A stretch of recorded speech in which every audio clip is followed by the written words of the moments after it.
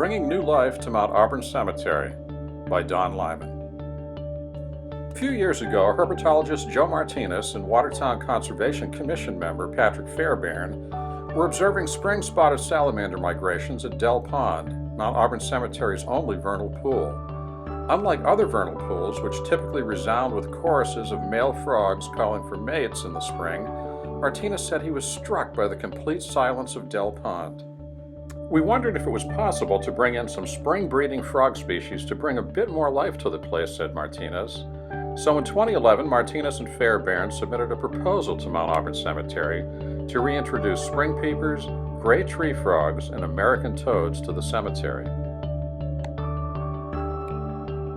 Martinez decided to put tadpoles of the three species into Dell Pond as opposed to releasing adult frogs and toads, because some animals have a homing instinct and might try to get back to where they came from. By releasing tadpoles, Martinez said, when they metamorphose into frogs and toads, they would regard the cemetery as their home. Each spring from 2011 to 2013, Martinez collected toad tadpoles at wetlands in Norwood and South Weymouth and transferred them to Mount Auburn. Martinez said he put a total of nearly 6,000 toad tadpoles into Dell Pond, in addition to about 150 spring peeper tadpoles, which were incidentally collected and introduced along with the toad tadpoles. He also started introducing great tree frog tadpoles last spring, and will add more this year and next. And his work is paying off.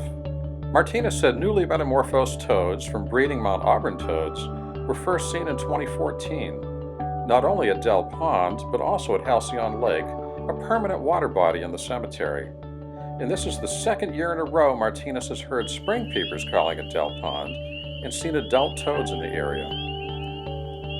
Martinez said he also has the ground crew report each time they see a toad in the course of their work, and the toads have now been spotted pretty much all over the 170-acre Mount Auburn Cemetery.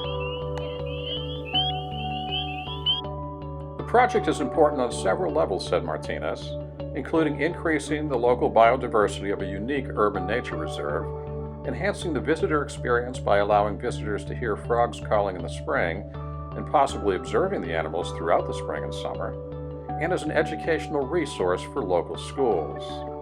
Martinez said this is going to be his legacy. "These are my children, if you will," said Martinez.